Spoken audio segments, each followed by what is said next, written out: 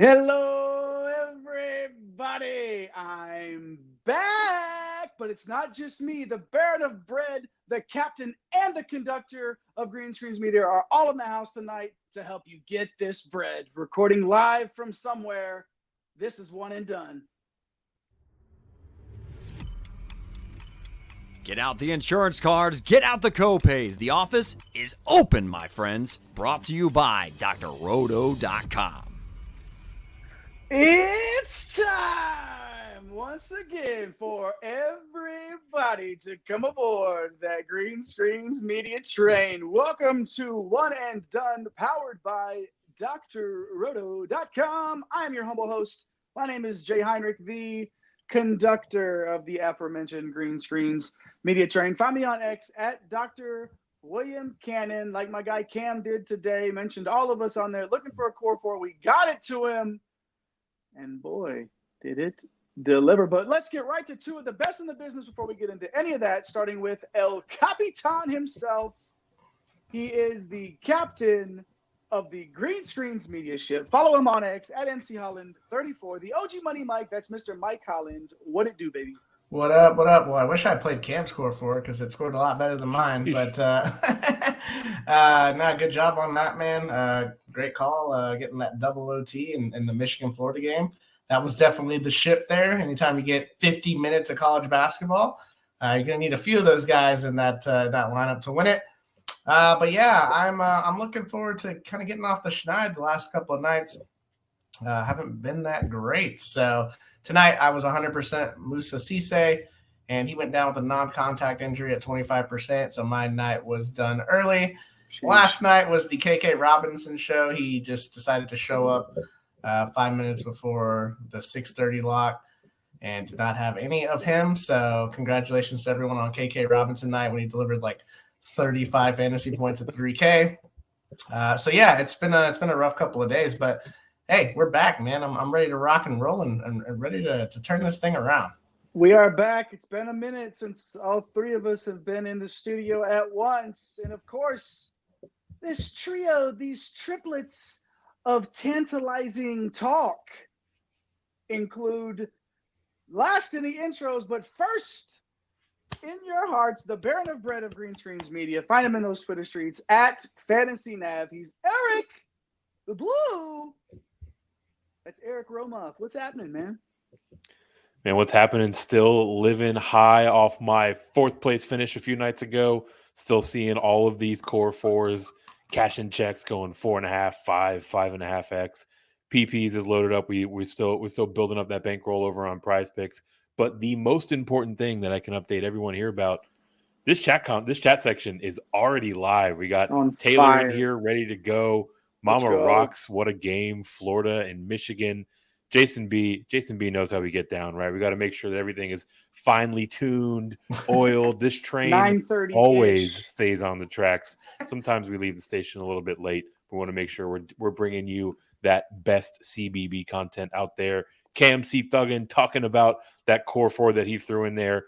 Imagine that Cam's looking at a pretty nice payout if he spread that exposure across a few different builds. Corey McDaniel, our king of the single entry. This guy is shipping the $1 and $5. Like every time that we turn around, Corey, let us know what that latest green screen is looking like. Mama Rocks, happy to see Jay back. Hit us with the what it do. What it do? They didn't like my hour solo show the other day. Oh, hey, listen, that's hard to do. And you did a hell of a job, man. Like carrying that for 45, 50 minutes, whatever it was. That was good stuff. I hope everybody caught that. Yeah, man, it was great stuff. Mike bringing you all the heat. Yeah, Mama Rocks, I am back. And yeah, Cam, unless Hopkins puts up 12.5 in the final 2 minutes here, he's going to ship that $1 tournament with $254. Yes, sir. Yeah, that $12 tournament. Getting that bread. Yeah, sometimes we look at that. We were just talking about that with Corey, how you could have won 2K in the right tournament tonight. Mm-hmm. Mama Rock's shouting out Cam, seeing him up there in the $1.20 max there. Excellent stuff. Good to see everybody in the Green Screens Media universe. Man, they keep them coming. Shouting everybody out. Yeah, Cam, Busy in thanks, this. Mama Rocks. Thanks, Mama Eric, Rocks. hell of a win on that 4th. Absolutely. Hey, Mama we got a Rocks, new love guy, the man. Steelers, so of course. Scott Harris? Scott, what's up, Scott, man? Have we seen you in here before, Scott? Let us Staying know. up late before work in the morning to get some good intel. We appreciate you spending that time with us, Scott. We appreciate everybody that's already jumped in the live chat tonight. Good to see everybody in there. Make sure you hit those like and subscribe buttons. What are we? From 700 subs, 4 away? 5 away now. Five away. We got 5 on it. So if Here's you can help singing. us out with that, it's just been holding it in my heart. Mama Rocks, it's like I'm ready tonight to bring the tunes. Hope you're ready to hear them. And for those of you that don't, Yeah, whatever. It's Listen my to Mike. turn. It was my turn. No, I'm just kidding. All right. Hey, make sure you hit those like and subscribe buttons. Help us out. Follow us on X. Also, we're like 2 away from 1,000. The One and Done show pages. We're like 998, I believe, the last I checked. So if you haven't followed us at One and Done CBB over there on X, make sure you do that. Follow at Get Green Screens as well on X and on TikTok. So when we do get around to dropping those core fours and those prize picks and all those plays like that we do, when we get around to it, those are the best places to see them all. Of course, you see our guy at The Real Napier, Chris, on TikTok and on those videos every once in a while with us. He's filled in, of course. You see him on our Sunday shows. And, our guy Nape C. Hustle's never too far away either. So shout out to him. Give everybody a follow when you can. And let's proceed to give you what you need and hop right into this 7-game slate. These, of course, the lines that we're hitting on tonight are Ken Palm's lines on the 7-game slate that tips at 7 p.m. Eastern, which, for the first time ever, there will be a one and done DraftKings bonanza. Are we going to drop that in the chat or is it in the show sheet, Eric? We want to play against our people, man. So we want everybody one and done to get in here. It's going to be a $3 entry, top 3 pay. Jason B said just put Jason you guys over B, 1K dude. also. What a guy. Jason, appreciate that, Thank man. you, Much man. needed that. Excellent stuff, Jason. Yes, sir. Thank you. Thanks for doing that, man. We appreciate it. But as I was saying, we're going to get you that link here to that one and done draft In them comments. bonanza in those comments. All right. Thanks, Eric. It's going to be $3 entry, top 3 pay, whatever. There you see it twice right there. Dropping it in. Everybody get in that. Let's have a little bit of fun over there with this slate tonight as we get into it here.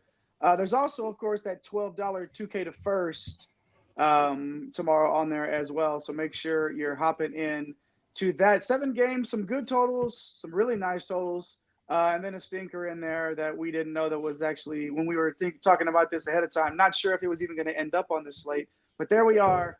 Let's get an overview real quick, boys. We've waited long enough. Mike, quick overview of tomorrow. Actually, let's not say tomorrow. Let's say of Wednesday's slate. Is it Wednesday? Yeah, it's Wednesday. I don't know my days anymore when it gets this close to this time of the year. But yeah, I mean, first few things that jump out, huge totals like you just mentioned. I mean, 177, 155, 155, 161. There's that 137 in there, but it's a tight game, 3-point spread. So, I think it's going to take a lot of fantasy points to win this one, probably closer to 280, 290 in that $12.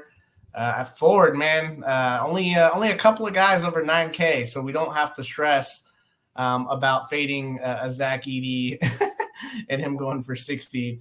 I'm going to be working through the mid-tier. This time of the year, as we get to January, start playing conference games. I think we got, 3 Big East games tipping off tomorrow. Villanova, Creighton, Xavier St. John's, UConn, Seton Hall. Once you get into these games, the rotations start to tighten up. So you get a little more of a feel. I love this time of the year because I feel like I start to get hot. So need to turn this thing around. Eric, man, you going to be living through the mid-tier with me, or what's your take on this slate as a whole? Yeah, it's an interesting one, right? Like we're getting to the point where rotation should start to tighten up a little bit as we creep into conference play, right? So, we're that's going to create a fair amount of value options, specifically at guard, right? There's also a guy that is right next to a near lock consideration that we will talk about a little bit later. So, kind of like you mentioned, the mid-tier approach, that kind of balanced build has some appeals to it. But also, you could certainly mix in a couple of stars and scrubs builds as well. A lot of these smaller slates, when we see these Big 12 game slates, there seems to be usually a clearer path to it. On these shorter slates like this, being able to attack it from multiple ways is super important, and finding that value. Like Mike said, we're going to need to have quite a few fantasy points to ship one of these big tournaments, and we're going to do the best we can to help you do that. Absolutely. So as we get into this rundown, if you haven't already, hit those like and subscribe buttons. Do your part in the Green Screens Media universe. Oh, we got another one more comment here before we get going. Another 20. comment. Hey, Full-time 20. back. Let's shift the Sherbert to Herbert tomorrow. Hey, yo. All right, let's do it. Why not? I'm down to ship anything. I haven't shipped a few dollars here in a couple of days. So, well, let's do it, and let's get to the one of the teams that was our not clip art. What's it called? The old thumbnail clip art. Man, you're showing your age, dude. Yeah, hey. Clip art got Clippy popping up in his corner. Clip art is. Make sure you Google that. But on the old thumbnail, Mike's Baylor Bears, of course, versus the Duke Blue Devils, a 161-point projected total here, with Duke as 1-point favorites. Baylor, of course, good. I mean, we don't have to talk about how good Baylor is. We know they're good. 4th in offensive efficiency, 69th in defensive efficiency. Nice. 100th in tempo. Duke is 8th in offensive efficiency, 32nd defensive efficiency, and 165th in tempo. So this isn't a slow game, as you can tell by this projected total. And now we're gonna start bringing to you, patent pending, of course, the one and done FP bumps, FP fantasy points, of course. So the one and done FP bumps for each of our showcase games in the rundown. The stats that are going to get some bumps here: Duke shot blocking bump, because Baylor gets a lot of the shots blocked, right? So Duke big man bump in shot blocks here, and then Baylor assists and Baylor shot blocking as well, getting a bump in fantasy points. So this is basically a block party here. We're going to be looking for ways to be real sneaky about our value here, and using these metrics are going to help us get there. So, Mike, going to go ahead and start with you here with an 80-point projected total. Yeah, I mean, sort of a little better than halfway in bench minutes for Baylor here in the country, Mike. So tell us what that means for the lineups and how we approach the Bears in this awesome matchup against Duke. Yeah, so looking at both teams, Baylor plays a little bit larger rotation. It's kind of shrunk down a little bit. Just kind of looking at everything, they're really going 7 guys more than 15 minutes. So yeah, it starts with Ray J. Dennis. I mean, he's 8K. I mean, I'm not really looking to go there. I'm really looking to kind of spin down at guard and use the mid tier at guard. So spinning up is definitely a way to be different. He's more of a cash play, right? Should be low in the tournaments. If you want to go there, like, that's okay. Jacoby Walter, his price has fallen. He is now 6,300, super shot dependent. A lot of that has to do with 3 of the last 4 games he's been 22 fantasy points or under. So I don't mind. I love jumping on when someone's on the downslope. So I don't mind going there, especially in this implied total, right? Like, he could definitely put up 30 fantasy points in this spot. So Walter's kind of sneaky. Misi at 5,700. You talk about the block party. Well, he's going to be part of that. He has a 10% block rate. It is a tough matchup. Obviously, you got Mitchell banging inside there. You got Filipowski banging in there. Ryan Young every now and then will throw his weight around. So I think Misi is kind of an interesting stacking option in large field.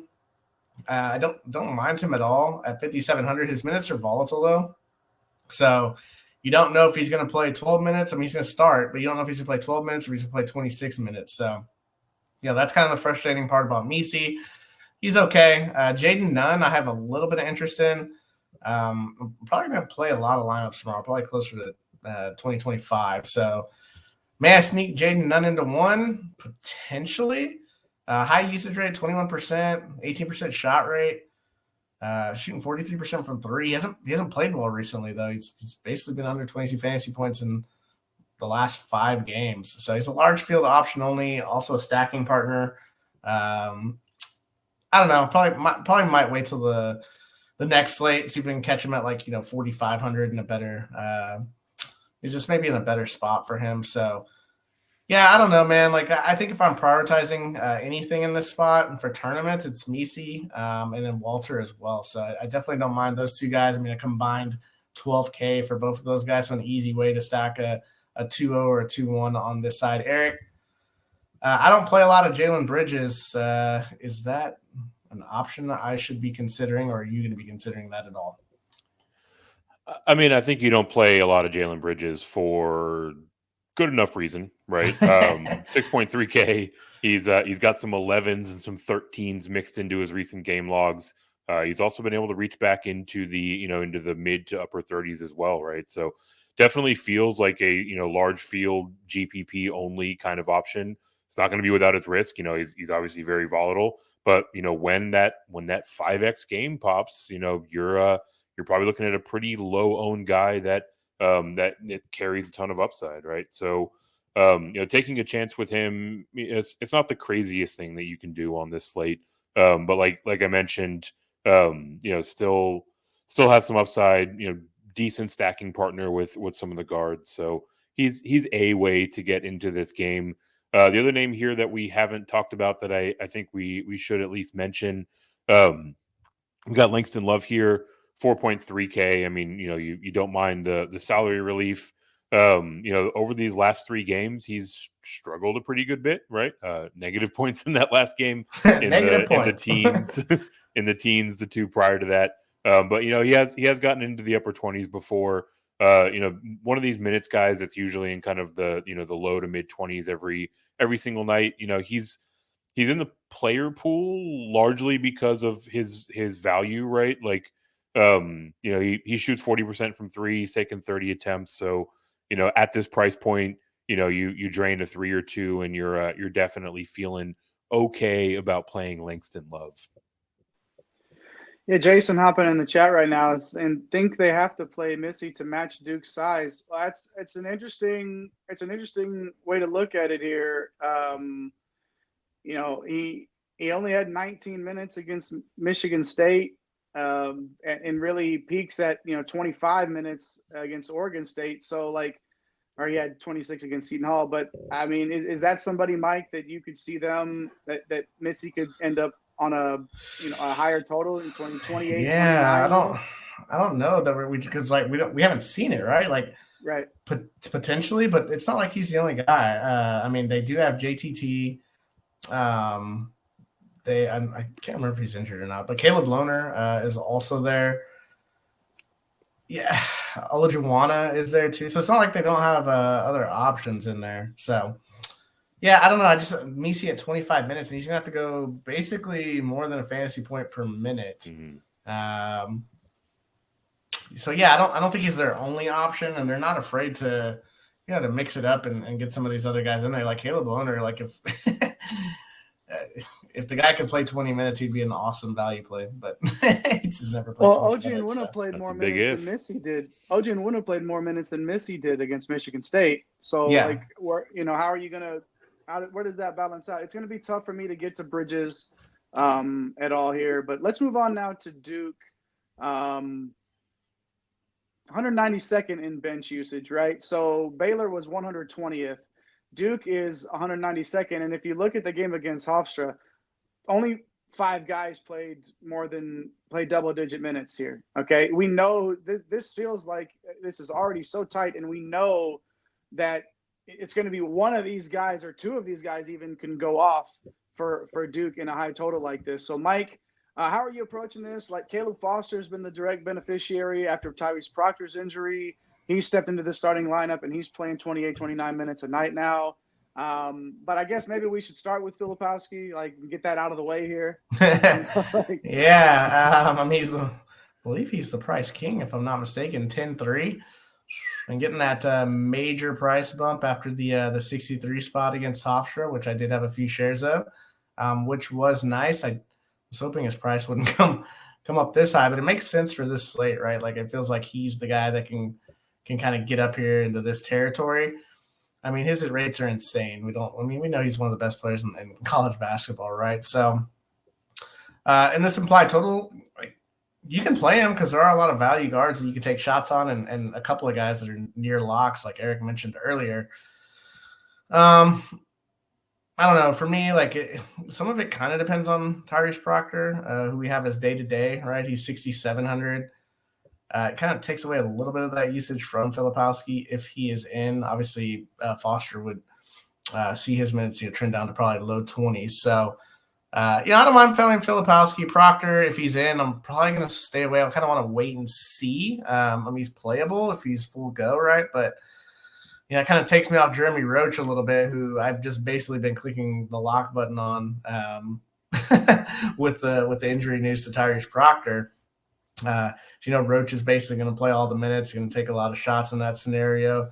A guy that's shooting 50% from three right now, which is crazy. What a huge jump he's taken. He was one of the question marks the past couple of years on whether or not, he could hit open shots for this Duke team. So, it's nothing that exciting, I guess, for me. Filipowski, the price is a little scary. Roach, I'm going to have to wait to see what happens with Proctor. Yeah. McCain and Foster, they're also, we're going to have to see with Proctor, right? Caleb Foster at 3,800 is appealing if Proctor misses, because he's obviously going to play 28, 29 minutes in that scenario. So I don't mind it, especially with the game total. McCain's price point has come up a little bit to where I'm probably just not going to use him at 5,700. So, I don't know, man. I don't play a lot of Mark Mitchell, Eric. He's kind of been in and out of the rotation too, or at least didn't start against Georgia Tech. Minutes are kind of up and down, man. Is he a large field tournament play for you, or what? Are you going with Filipowski and Roach from these guys that we talked about? Yeah, Mitchell's. He's kind of the forgotten man in this rotation, right? He's played well over the course of his last two games. He's got a couple of mid-20s there. His usage rate at 24%, you can do a lot worse than that for a guy that's in the low 6Ks, right? So I don't know if he's a priority for me by most standards, right? He's just kind of there. It feels like that big game sort of brewing, but putting your finger on when it's going to come is something that is is kind of a guessing game, right? So maybe a last man in kind of situation, but not someone that I'm going out of my way to roster. The other name that we didn't talk about here, we can go down to Blake's 3.4K.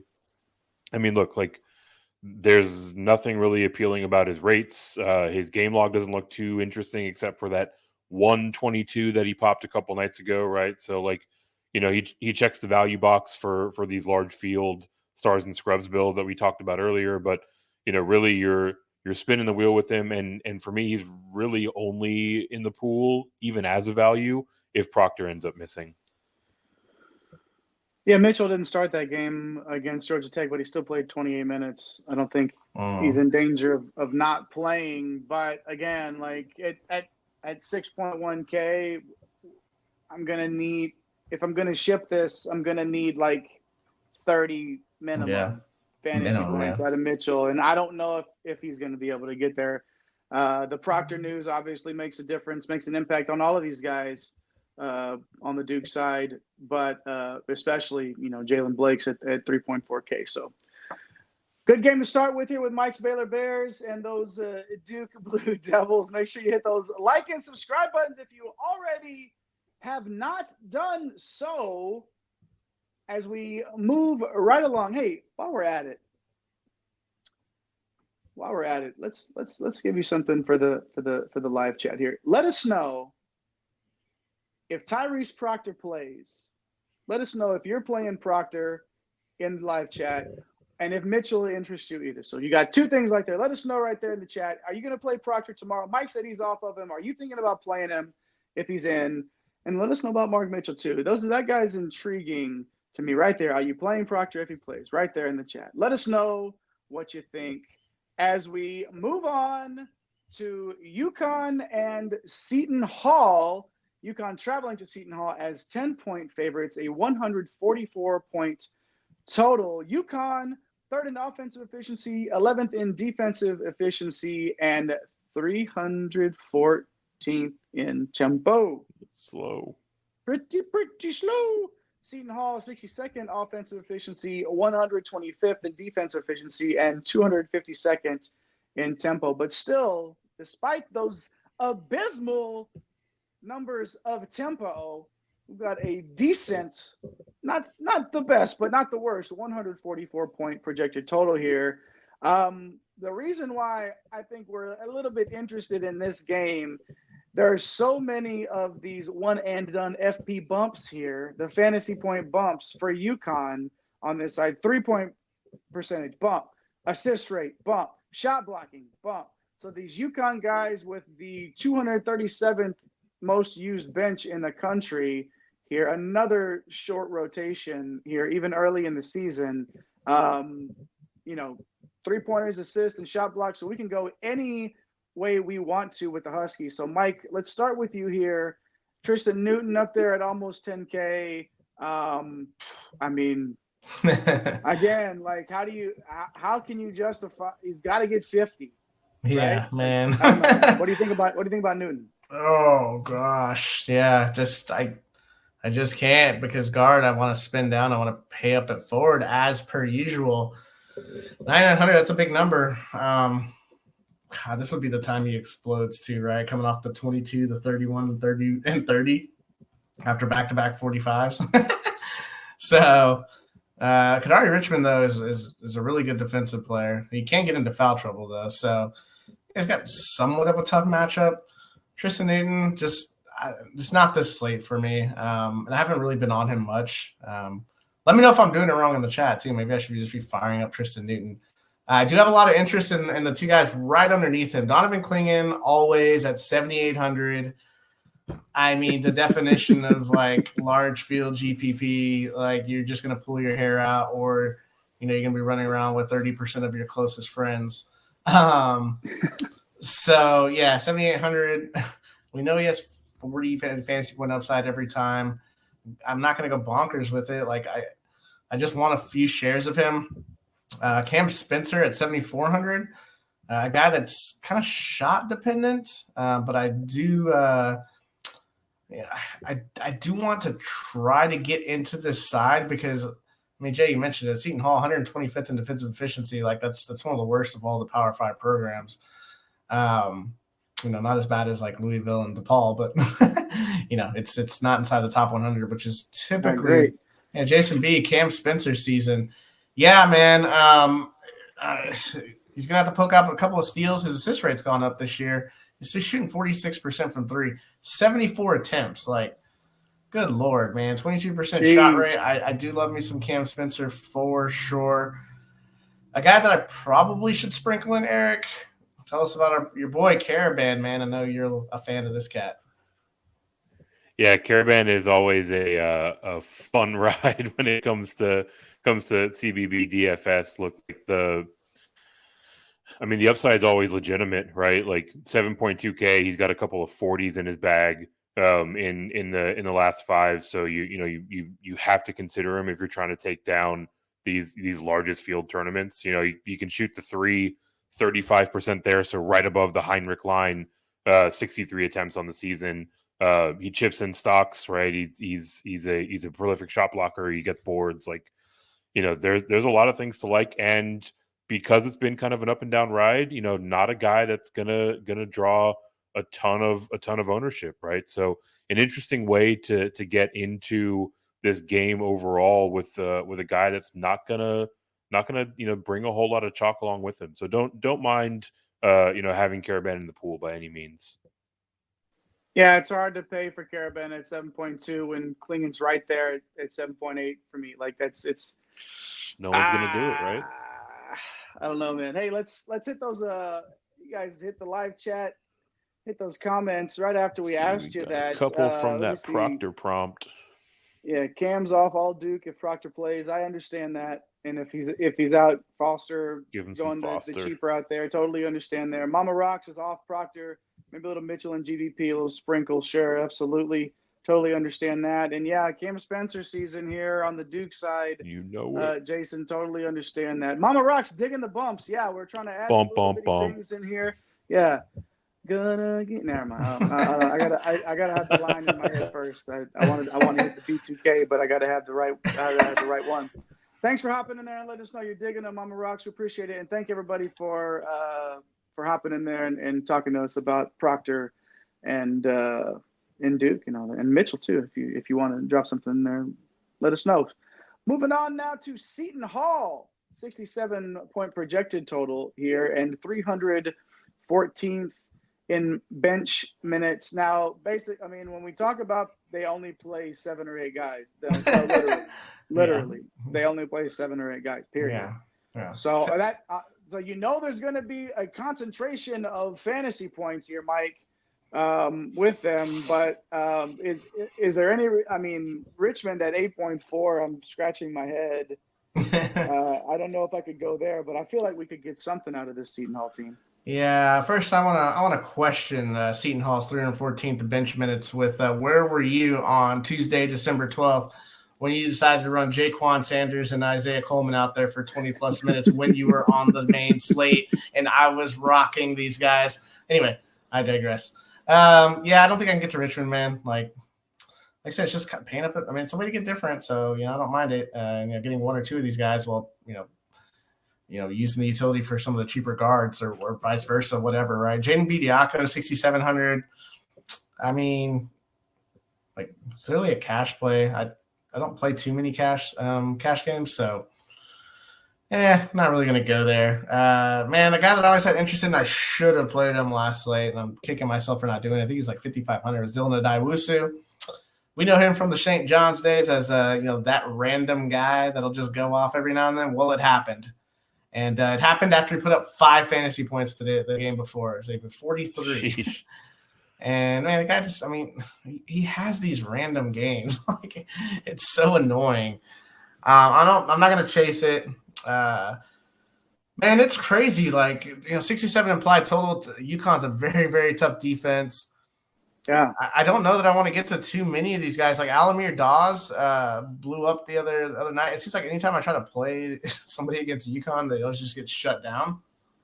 So if you want to go to Alamir Dawes just to get the the kind of the cheapest guy with a high shot rate, 25%, 84 attempts from 3. So every 3 he makes is creeping close to that 1x. You know what I mean? Mm-hmm. So like. Okay, but he's shot dependent. He doesn't really do anything else. And that's not really what I'm looking to attack against UConn. Shot dependent guys. That's pretty terrifying, actually. Eric Dre Davis, man, he might be probably the best guy to target in this game environment from this side. What do you think? Yeah, I mean, he is. He's the golden ticket here, right? Like Charlie Button running down the street holding up a Dre Davis card at 6.4K. Guard forward eligibility. We always love that. I mean, he's very much so a GPP option because of that positional flexibility. But I mean, also he's got some pretty legit upside overall, right? Like there's a lot of things to like about his rates. Pretty good on the rebound side for this kind of wing combo player. Chips in a block here or there. Charlie Bucket is the Willy Wonka reference that I was looking for. Thank you for the producers in my ear. So yeah, look, Dre Davis is a guy that it's a tough matchup.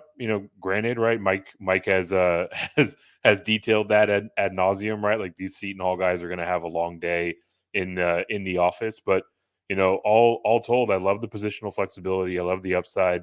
Another guy that's probably not going to be all that popular, so he'll be one that I'll be targeting in the big jam. Love me some Charlie Bucket, but who's the biggest piece of shit in the world is Grandpa Joe. That guy just laid in that bed for decades and didn't do shit until that kid got that golden ticket. Like nothing. And he was spry. And he almost got him kicked out. He got him to drink the bubbly fizz. So you can't. Grandpa Joe is like the scum of the earth. But that's another show. Okay. Dre Davis is super interesting at that price. I can't get to Richmond. Either. But Dawes, I do like that because we've seen him pay off 6x, really 5.5x twice in the last 5. So I'll be hanging around Dawes a little bit for sure. Make sure you hit those like and subscribe buttons. Do it. We're over 1K on X now. It sounds like for the show page. Where are we? Are we at 6? Are we still at 698 here over here on the old YouTube? Yeah, I'm sure 695 is where we started. So 695. 5 more to our goal. We're trying to get there before the end of the year. That's like a week away. Was trying to manifest 698 just by saying it out loud. Just like that, you would push the button and it would automatically be there. But we appreciate y'all for hanging out with us. Yeah. Make sure you hit those buttons. We appreciate it. That helps us continue to spread the word.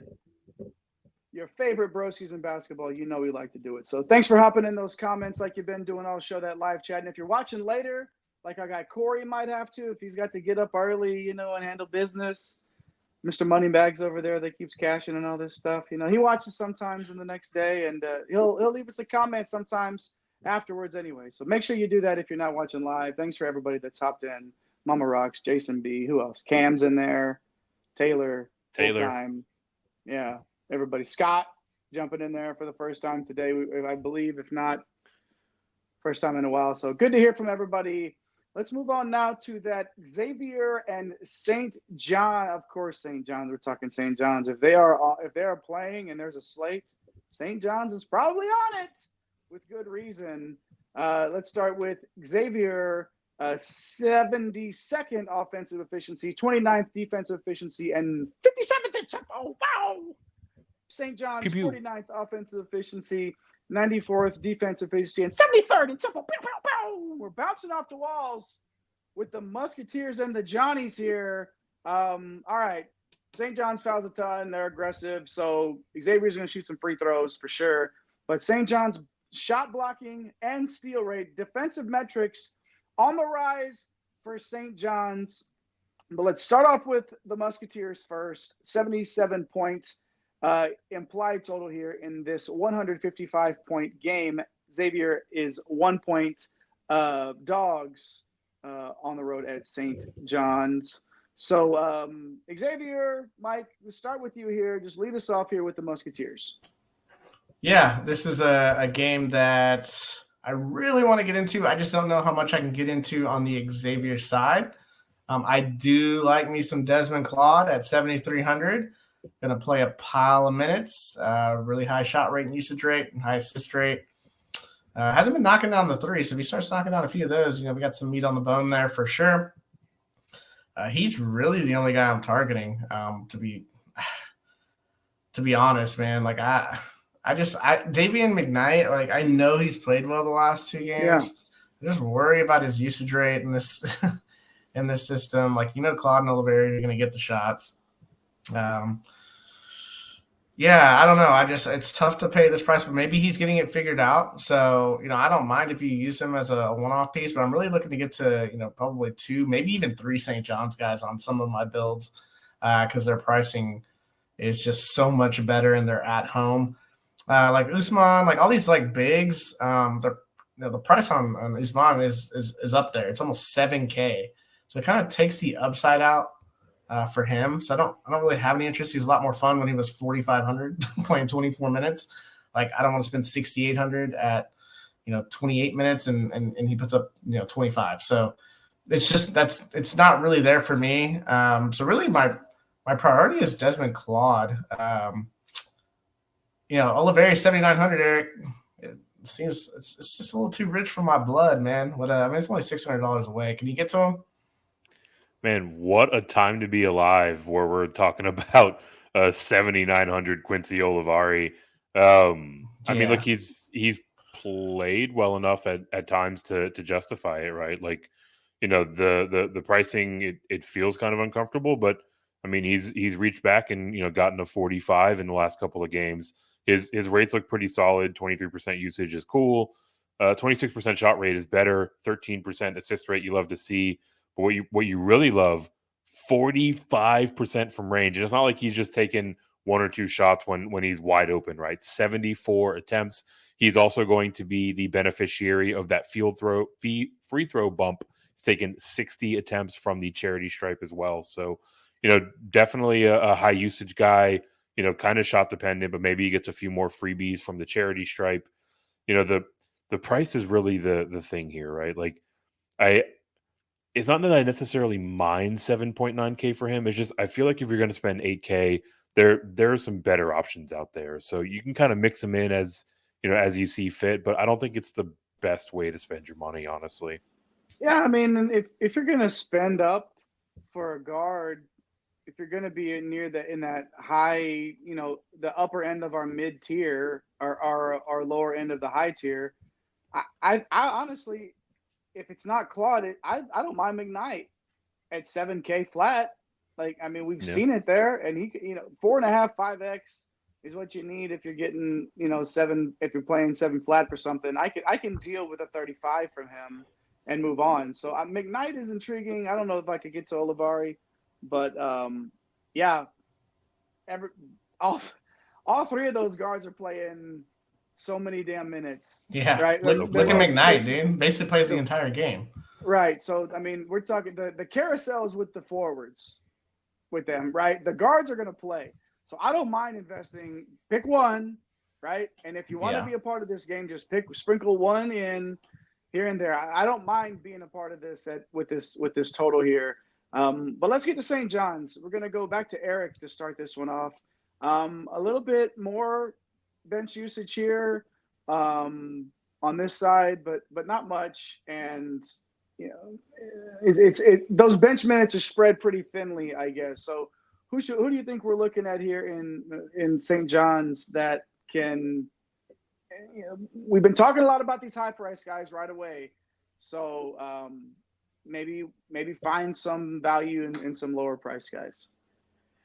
Yeah, I mean, immediately looking at the St. John side, I mean, Dennis Jenkins just completely jumps off the page, right? Yes, Queen. 6.7K. His rates are insane, including a 40% assist rate. So he's a guy that you can stack up if you want to get a stack going on this side. I mean, look, the upside is still kind of untapped, right? Like he's shooting 27% from three. He's taking a decent amount. Like he starts stroking those through, and all of a sudden the sky's really the limit for this kid. So it feels like you're getting a pretty safe floor, kind of around 4X with him. If this is the game where he sees those three balls going through, you're really cooking with grease. He's probably going to be pretty popular, right? Like he's a guy that is going to be considered a core option on many of the builds out there, but have to start with Dennis Jenkins here at 6.7K. The other name of note, at least for me, gonna do a little bargain shopping down here. Naheem Aline, 3.5K.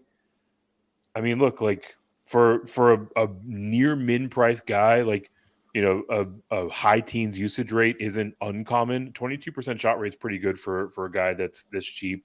33% from downtown, so you like that, right?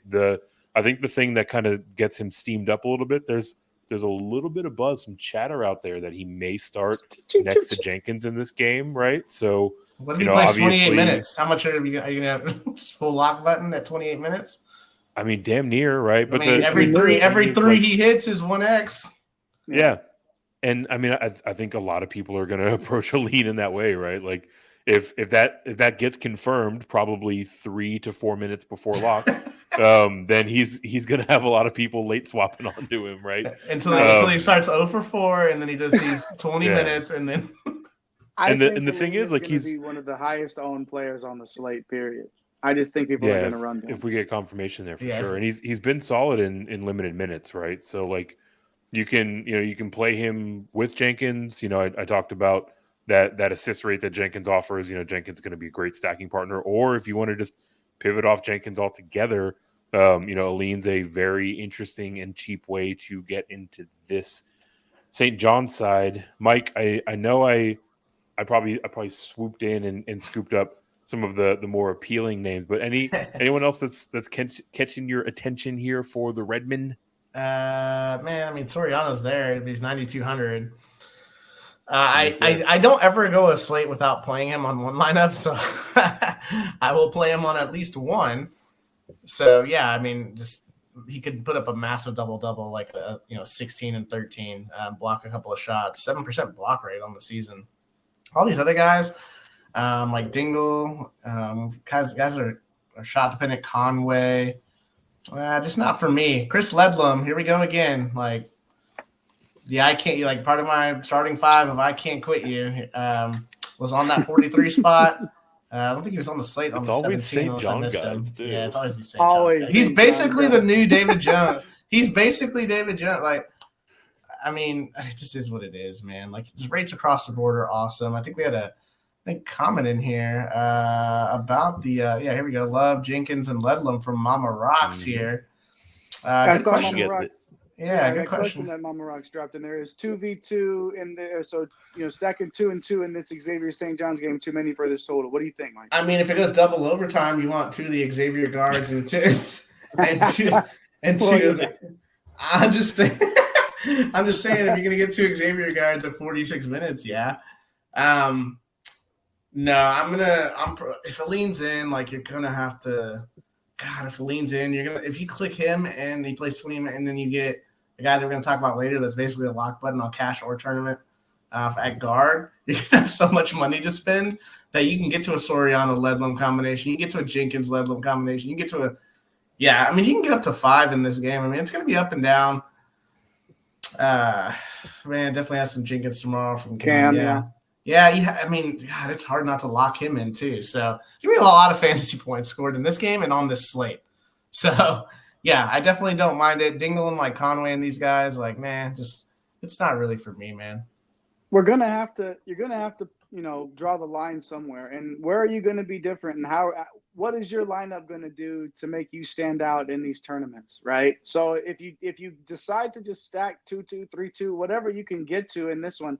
I get it. It's not 170 points like earlier, like the earlier total that we talked, but 155 is not a bad place to be.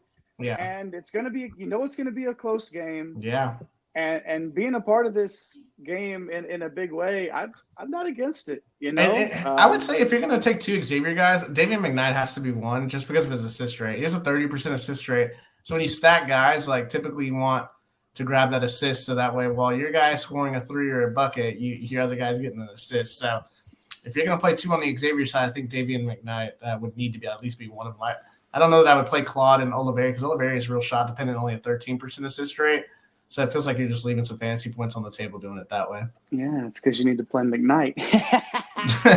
And he's cheaper. And he is cheaper. All right. Thanks for everybody for hopping in those comments. Got a couple more games left here that we're going to roll through. Let's hit the Northwestern and Arizona State game. Northwestern 6-point favorites on the road there. Oh, at the Footprint Center in Phoenix. There we go. So I mean, it's Arizona. Okay, yeah, but Northwestern is still 6-point favorites, 137-point total.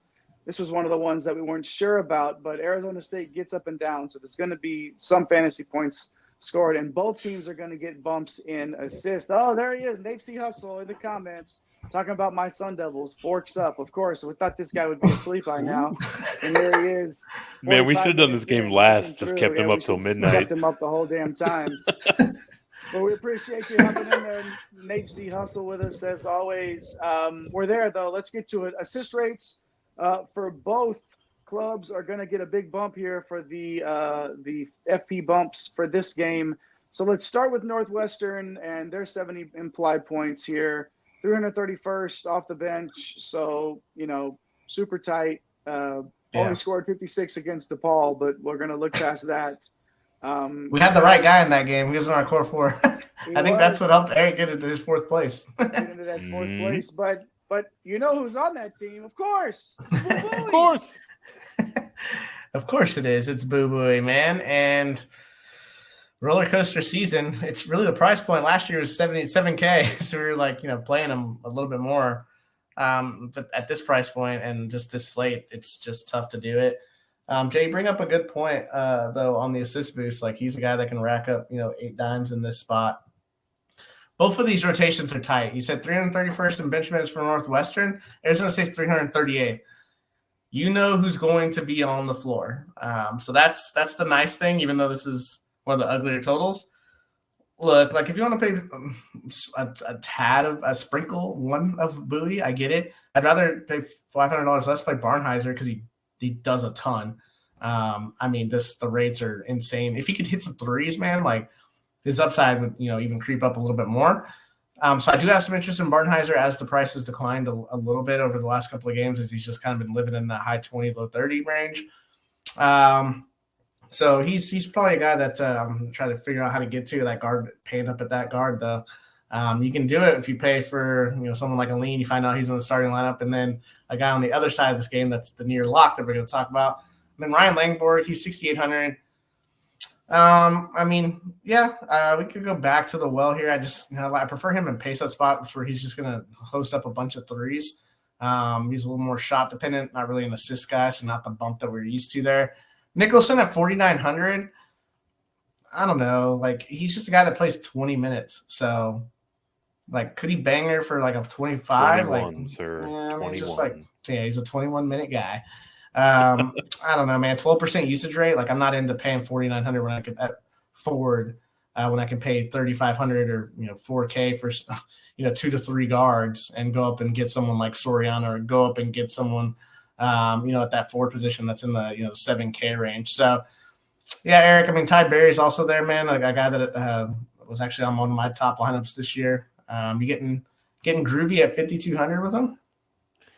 Ty Berry, a guy who is not playing 21 minutes. He's up over 28 minutes on the season. He can reach back and get into the mid-30s pretty regularly. So don't mind that at all. Don't mind the fact that he's getting a little bit of a haircut here. I love me a good bargain. He's down to 5.2K. This is a guy that was up into the 6Ks not that long ago. So, he's more of a large field player pool kind of guy.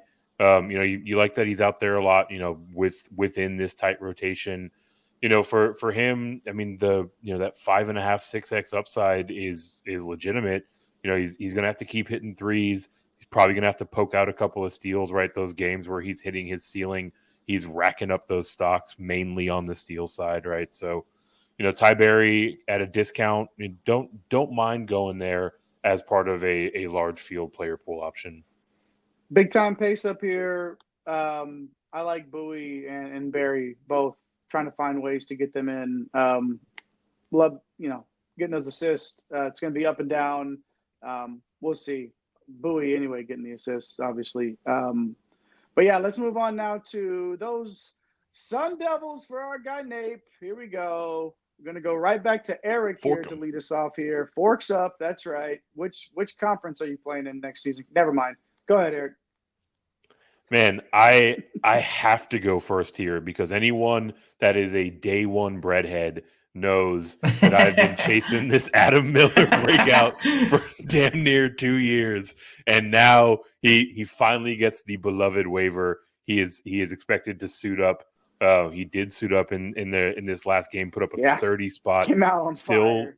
Still rocking 4.8K on the price tag, right? So they absolutely need his offense if they want this game to stay, even competitive.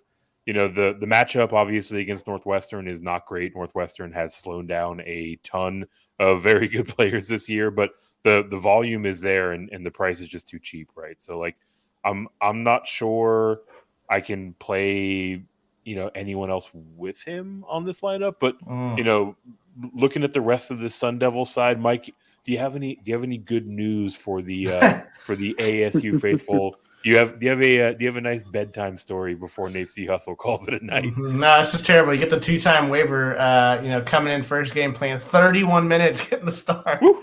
So why would I pay 7,200 for Frankie Collins? He puts up a 9. His minutes, they get blown out by TCU. He's probably gonna be closer to 30. I get that. Jemiah Neal, Jose Perez, they're all gonna take hits here. Gaffney, I guess, it's just Northwestern.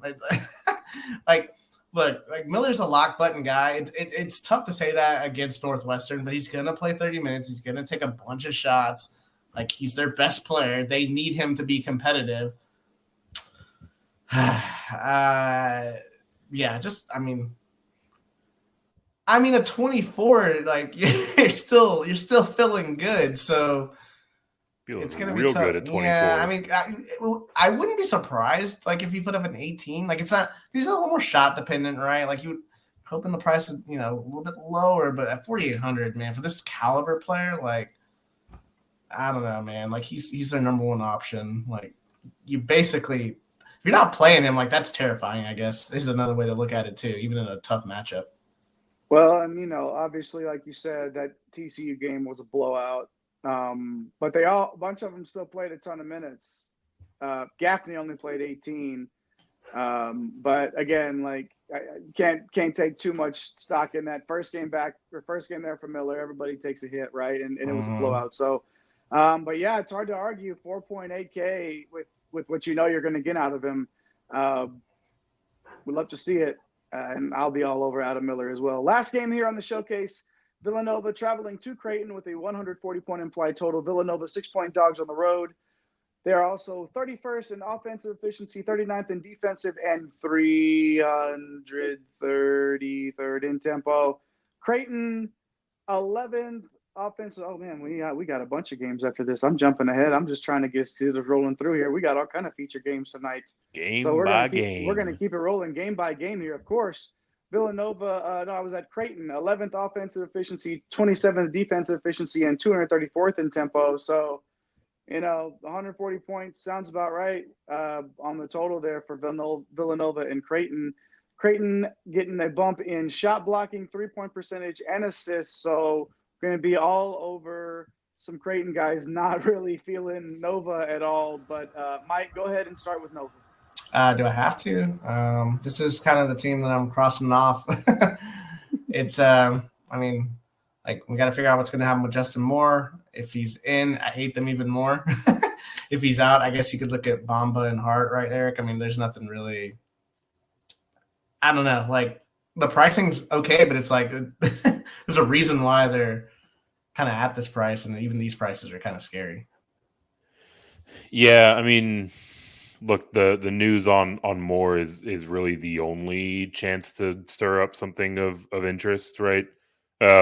It's been kind of a rocky start for the Villanova side thus far. Maybe if Moore's out, a guy like Longino or Bamba, like you said, is someone to consider. But I mean, there's just not a whole lot to like on this side. Honestly, Creighton's so tough defensively, man. So tough. Yeah, it's a buzzsaw. I don't think I'm touching them at all. Let's get to Creighton. 318th in bench minutes, 73 points implied total here. Mike, dive right in to Creighton. Yeah, man. I mean, who's out there, right? It's the big three: Shireman, Alexander, Kalkbrenner, and then you have Ashworth out there for a lot of minutes, and then splitting the minutes at the that 4 spot. So, Shireman, tough price, man, but he can play. He can put up 40 fantasy points, so he's in the player pool. Kalkbrenner, man, like, he's more of a cash play, right? Like 8,500 for this cat. Like, he just feels like he can't do more than 35, 40 fantasy points. So that's really, really kind of his ceiling. Trey Alexander, his price has fallen. He has crushed me on Prize Picks. He has crushed me on DK. I am so pot committed at this point, even in this terrible matchup against Villanova, that I will play him at 7,500 because he could drop 40 to 45 fantasy points in this spot. I'm hoping he has no ownership. I'm hoping that he can pay me back for the last 4 slates I played him on. He just hasn't quite been there because he's been in the 9K range, right? And those 30s, they're not quite as sweet unless you're in the 7,500 range. So Trey Alexander's kind of that guy for me. The rest of these guys like Mason Miller and Farabello, like I don't think you need to go here, man. Ashworth's my dude, Eric. Like, the price is just completely plummeted as he's just not really. The other 3 guys are just so much usage with them. Yeah, I mean that's the thing, right? Like, he is the 4th leg of a 3-legged stool here. I do love a falling price tag, right? 4.4K. I mean, at that price tag, like, he technically qualifies as a value, and he should be one of the ways that you look to save a little bit of money on this slate. And for however much his usage may have fallen off, I mean, he's part of that all cardio team, right? He's out there like almost 30 minutes a game. So one of these nights, if he's taking a few more threes where he's shooting 39% for the season, maybe he's dishing out a few more dimes. He could reach into his bag and get to 6, maybe even 7x Yeah, upside man, he at has this 30 price. fantasy point upside. It's Yeah. just Like at 4.4K, like can you get to 28 or 29? Yeah. He's done it recently, right? For me, I think with Ashworth, like if you're building multiple lineups, you're putting in, 15, 20, 25 builds in there, he might be a guy that you can kind of go overweight on and create a little bit of leverage on the field.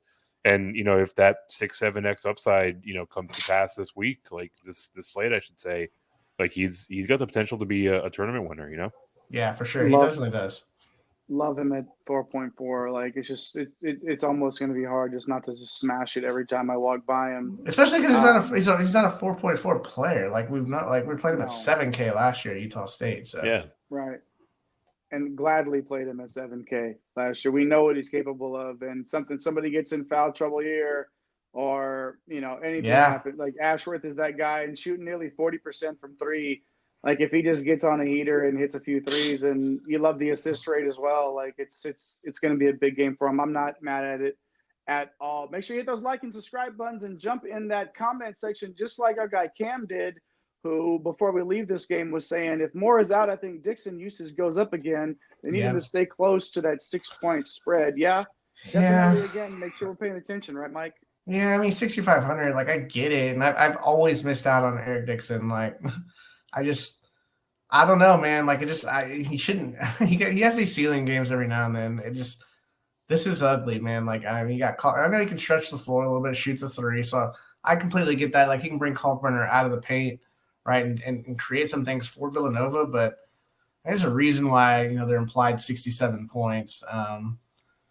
And I just think Tyler Burton's just a better player. Like we just haven't. He's been that the last couple of games and. So there's some competition there. And a lot of these guys, man, coming over, Bamba's a good scorer. Like, yeah, I don't know. Just if you want to play Eric Dixon, I get it. And I don't fault you at all for doing that. I can't get there, I guess. But it's just, for me, it's you look at his rates and you're feeling like those fantasy totals should be more than mid-20s on a nightly basis. Like when you see those usage and shot rates and assist rates, it feels like he should be scoring more fantasy points. So that makes sense to want to be a part of that because that explosion is probably going to come for sure. Oklahoma and North Carolina now. Moving on here. This one's being played in the Spectrum Center in Charlotte. 155-point implied total. North Carolina is 1-point favorites in this one. Oklahoma, 33rd offensive efficiency, 8th defensive, and 140th in tempo. North Carolina, I've been hard on the Tar Heels, but they've been doing that thing. Pretty good here. 9th offensive efficiency, 46th in defensive, and 33rd in tempo. Pew, pew, pew. Gotta love that. North Carolina shot blocking getting a bump here on the metrics. Let's start though with Oklahoma, Mike. We're gonna go to Eric actually this time. Talk about those Sooners. Yeah, the Sooners that are catching my eye. I'll start with Javian McCollum, 6.4K. I mean, look, this is a guy that is very much so in core consideration in these types of environments, specifically at this price in a pace up spot for guards. I mean, I'm almost at a loss for words in terms of the type of accolades that you want to pile on him here, right? Like you love the rates, 22% assists, so he's someone that you can stack with. Taking a ton of threes, 56 attempts already. He's converting them pretty well, 36% from behind the arc, right? So he's a guy that I kind of get the feeling we're going to talk about in our core four a little bit later tonight, and really for good reason. The other Sooner of note, at least for me, we can go over to Milos Uzan. If you're looking for a little bit of a haircut in terms of some savings, save $300, go down to 6.1K. I mean, he is the straight line pivot off of McCollum, but also sporting a 22% assist rate of his own. You can stack these guys up, right? They can hand out a couple of dimes. The floor with Uzan's a little bit lower, right? He's put up a couple of duds here recently. I think that should stand to drive his ownership down. And so for me, in this plus environment, he feels like he's a pretty well leveraged tournament play. So these are really the two names on the Sooner side that are catching my attention. Mike, anyone else here that you think we should delve into? No, I love the guards, man. McCollum, Uzan. I mean, Owe, I don't play as much of him, but his price has come down to where the other guys are at. Spin the wheel with these guys. And I don't mind if you play two of them, honestly. Like North Carolina gives up fantasy points, especially to the guard position. Owe is just like, God, man, like, I don't know. I love McCollum and his scoring ability. I love Uzan and his ability to rebound and assist from the guard position. Always just he doesn't shoot a lot of threes. He's got a high shot rate. Rebounding rate's just it's okay for a guard. Like he just doesn't excite me. And it used to be because obviously they get the price decrease, you can get down to McCollum and he's on. Now that he's right there, like I think he's in play. These other guys like Huggy Bear here at 5,800. I don't think so, man. Godwin.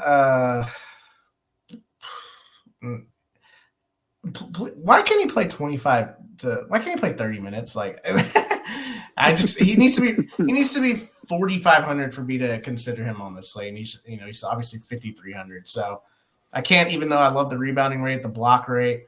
I just love the guards in this environment. And then, I obviously love the North Carolina side too. So yeah, I mean, if I'm having to rank the guards out, right, I think I'm there with McCollum at 1, Uzan at 2, and Owe at 3. So, yeah, he can go away from my lineups. Yeah, Eric teasing McCollum there in one of our core fours later. Can we do cash and tournament ones? That's what they call a tease in the business. I love that McCollum play on this Wednesday slate. But let's move to North Carolina. Mike, RJ Davis, Baycott, Ingram, bunch of expensive guys here at the top of the pay sheet. Yeah. How do we get into it? I mean, we know that North Carolina gives up some fantasy points, but they score a lot of well. So, yeah. How do we? Honestly, at 8, the big 3, 1 to 9 flat. Is this a spin the wheel thing? Like, what are we trying to do? Yeah, I think I'm prioritizing. Baycott in this one. You get the shot block bump here, which he needs because he can easily double, but you need his shot blocking to pay off his upside. So if he's going to go out and get 3 to 4 blocks, that's really going to take him up another 1x. So. Whereas he's kind of living in that 30 range, that'll get him up into the 40 range. So you get the haircut on the price at 8,900. You like that. You stack him with 2 of the Oklahoma guards. It's not that expensive. So I don't mind it. And plus there's the other forwards that are always on the slate, like, Jesse Edwards, he's obviously hurt, so he's not going to be back for a while. But, Edey and Dickinson, all those guys, their assist rates, their steal rates, like, they're just higher than Baycott, so they always have higher. That's why you see them reach back and get 50 sometimes, whereas Baycott, it just seems like it's like 45. He has to have like 20 points and damn near 20 rebounds if he's not blocking any shots, because those are his only 2 paths to get there. This is a plus matchup for him, though, in the block category, so I don't mind it there. The other 2 guys, I don't even know if I want to spin the wheel, Jay. Like RJ Davis, he's 9K, dude. Like that's – but the thing about RJ Davis, though, is that he's going to play a ton. Like he's going to play every minute. He's going to shoot the ball a ton, 31% shot rate. I get it if you want to go there. You play an Adam Miller and an Aleem, you can easily get to RJ Davis, right? And 2 of the guards from Oklahoma. So you could do it that way. It's just tough because I do like Baycott's price, at least on this slate and this matchup. So if you want to go to Ingram, like, okay. He's a guy that does a little bit of everything. He's probably better suited about 500 to 1,000 cheaper to get some upside. But it feels like one of these guys is going to have a big game. And, yeah, you're going to have to pay for it. But North Carolina always they always give up huge games to a couple of guys, and they always typically have big games from either 1 or 2 of their guys. So those are really the 3 that I'm prioritizing. Eric, which one are you prioritizing? Is there anybody else that you want to get in here?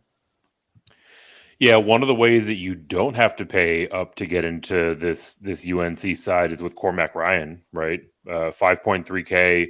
He's coming off of that 28 spot where he saw a ton of minutes at his price tag, right? So like definitely don't mind having him in the player pool, especially if you're trying to get into this game in particular. He's one of these classic, shot dependent kind of guys, right? Like the nights where he sees the ball going through the hoop, that's really where he's getting to these ceiling performances in terms of his fantasy output. But I mean, so much of that big three are just soaking up all of the usage, right? So like, we got to consider him, more of a stacking partner than anything else, right? Like I'm not going to trot out, a naked Cormac Ryan in a one-sided UNC build. So, someone to consider, but I think more so, kind of that stacking piece, and you're really hoping that this game goes over for him to get back into those 30+ minute range. Yeah, I get it. I don't mind Ryan though. It's like you said, Eric, especially at this price. Like it's intriguing. I'm gonna have a little bit of him, especially he shoots enough threes, right? He's only hitting 30% of them, but if he hits a few of them, he goes 3 for 5 or something like that. We're cooking. Yeah. We're cooking there. Business. We're in business. Oh no, we won't go there. Okay, make sure you hit those like and subscribe buttons as we move on to Alabama traveling to Arizona. Oh, this is a shiver. I got chills. They're multiplying. 177-point total here. Arizona 7-point favorites at home. Of course, the cruel irony that is Arizona is now my son's favorite college basketball team, and Caleb Love is his favorite player. What is the world coming to? But I get it because they're 6th in offensive efficiency, 3rd in defensive, 5th in tempo. Yeah, they got tripped up a little bit, but who doesn't, of course, across the season. Alabama, 1st in offensive efficiency, 37th in tempo, pretty good on defense at 105th as well. So you know why it's 177-point total here. I mean, this might as well, be a home game for Arizona. It's one of those out there at the Footprint Center again. So might as well be a home game for Arizona. But Bama, 7-point dogs going in.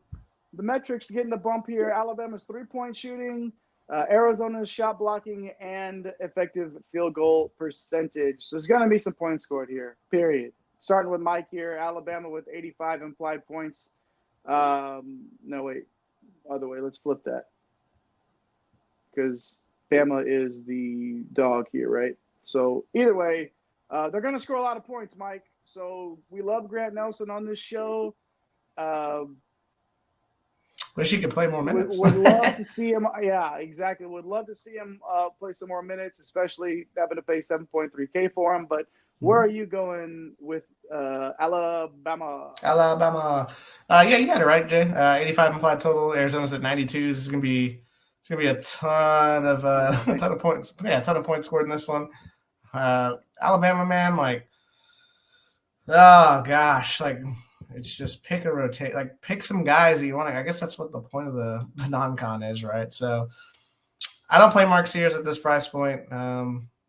So just it's not for me. Grant Nelson, I wish he played more minutes. He's now 7,300. At some point, he's going to go for 35. I don't know when that point is. He might be 6,600 by the time it happens. I don't know, man. Like he's just kind of annoying right now. So I'm not going to get to too much Grant Nelson. I do love Aaron Estrada in this game. His price has come all the way down to 6,600. He's got a 25% usage rate, a 28% shot rate, nearly a 20% assist rate, shooting 40% from 3, and a 2% steal rate. Like he was a guy that I was playing at 7, almost damn near 8K. So yes, sign me up for 6,600 in this environment. I will take that. For sure, he should play 35 minutes or so. He's really the priority guy that I'm looking in this game. I know Waggy at 5,200. That just fouls too much, and you don't really know what the big rotation is going to be with Alabama, which is kind of hurting Grant Nelson too. I mean, you've got Nick Pringle there. You've got Walters every now and then will play 5 to 15 minutes. I mean, it's just kind of annoying with their rotation at the forward and center positions. So. Really, for me, it's going to be Aaron Estrada. I took a peek at Rylan Griffin at 5K, Eric. I know you love Sears, man. I just never play him at that price, man. Am I doing it wrong here? No, I don't think you are, right? Like Sears is a solid play on merit, right? Like you love the race he's trotting out there, 27% usage, 27% shot, 23% assists, like everything you're looking for. Almost 50% from 3 on 54 attempts. Like checking a lot of boxes. I think the argument against Sears is more practical in nature, right? Like there's just so much guard value that you have to get to do everything else with your builds that like those spots aren't really available, So like, Sears, I mean, he's been terrific. He's flashed, pretty solid upside at times. He's got, a couple of 45 pluses in his game log. I think he's more of a cash play if you're doing your best Corey impression, you're getting into that single entry.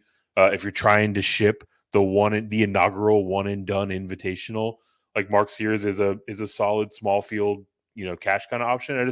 I don't really find myself getting to him because I'm looking to save money by way of the guard spot. And one of the ways that I'm doing that is with the aforementioned Rylan Griffin, 5K flat. I mean, look, it's like every slate, it's kind of like a why not sort of thing. He's gotten into the mid to upper 20s, plenty of times this year. Definitely feels like more of a large field kind of option. Someone that you can play with your exposures with if you're mass multi-entering. Personally, I wish he was slightly cheaper. We've talked about some guys that are kind of in the mid 4K range that I like a little bit better, in a vacuum. But specifically, I mean, there aren't a whole lot of 177-point games in general. Certainly on this slate, right? So like trying to find ways to get into this game. Rylan Griffin is an interesting way to do it. He's a great stacking partner. Or, if you're taking the full contrarian route, if you want to pivot off of the presumed most popular player on the board, Adam Miller from ASU, like you can pivot straight to Rylan Griffin at, a fraction of the ownership. So, there's a few different ways that you can think about getting him into the mix, but point being, he's definitely in the player pool. You've got to be, right? There's no doubt about it. He's, especially at that price. When you said 5K flat, I mean, we've said that a few times on the show, but I immediately went to my phone bill is 2G flat. No need to worry. My accountant handles that. Yeah, all right. Getting to me here. Arizona, I was right. 85 there on that side. 92 implied points for That's Arizona. A lot. I mean, I was told that there would be no math, but that's a lot. That's a lot. Points. Eric, I'm going to go right back to you. You want to talk about your boy? 8.7, really? Like, are we doing this? Is this how we're handling this? 8.7. You really? willed it into existence this offseason, my guy. Yeah, basically. 8.7K. We were talking about it in our text thread. Seems like Caleb Love just loves exploding on these Saturday slates. Just loves him some weekend action. Got his price tag all the way up. Don't play for narrative street.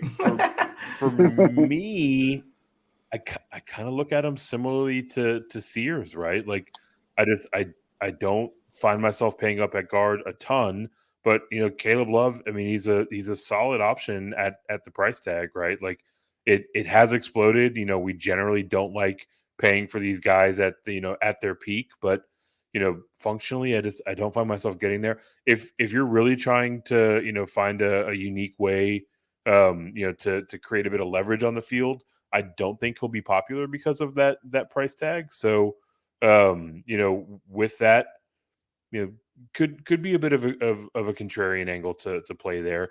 The name that I am much more excited to talk about is my guy Key Johnson, a critical late swap in that fourth place that I shipped over the weekend. Nice. He also picked up a bit of a price tag. He's up to 7.5K overall.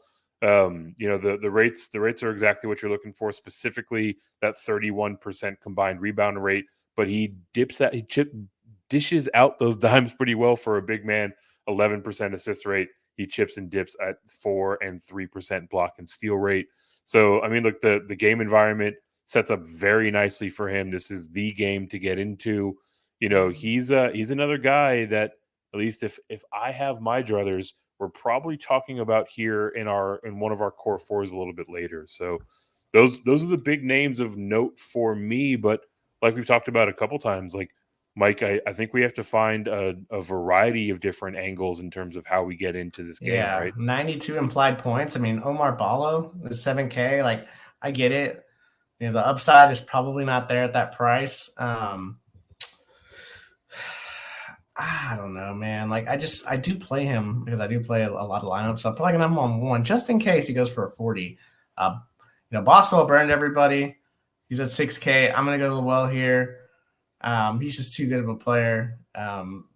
Nice rates. It's been the Caleb Love show, Jay. So unfortunately for Boswell and Larson lately, they've kind of taken a back seat to this guy. I gotta ask Jay a question, man. Like, do you think people are gonna chase usually people jump off when this, Caleb Love's gone from 6K to almost 9K. You think people are just gonna keep chasing it because he's been just lighting it up? He's up a grand from the last slate. I mean, there's no way you should have any ownership, I don't think. So he feels real solid, but I don't know. That's the thing is, if you feel like they're going to score 92 points, Caleb Love's going to have a lot of them. He's going to shoot a lot. I mean, 26% shot rate doesn't happen and that's come up since the beginning of the year. He was super unselfish at the beginning, and you still see it with a 22% assist rate there.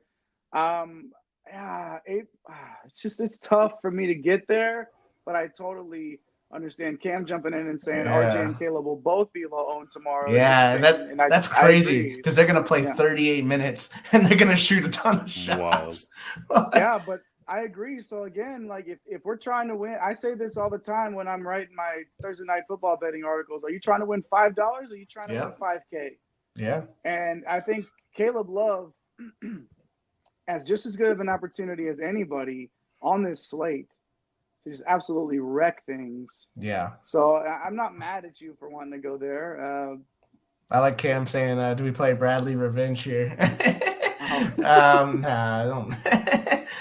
Yeah, that's that face. That face pretty much says it. I mean, he's 3.2.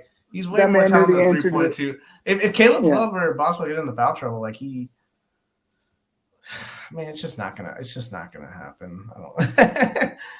Cam knew the answer to that question when he asked it. Definitely, I think you got to bump off of that. But in case Caleb Love does something that Caleb Love would do and get 3 fouls in the first half or something like that, who knows? But all right, that's enough. That's enough. I can't deal with this Caleb Love sunshine pumping anymore. I just gotta number 3 on the big board. Yeah, as it looks like he probably should have been.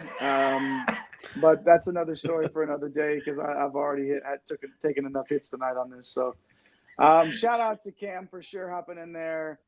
Before we close it up, we are gonna get to the core 4 and more. We're not just one core 4. No.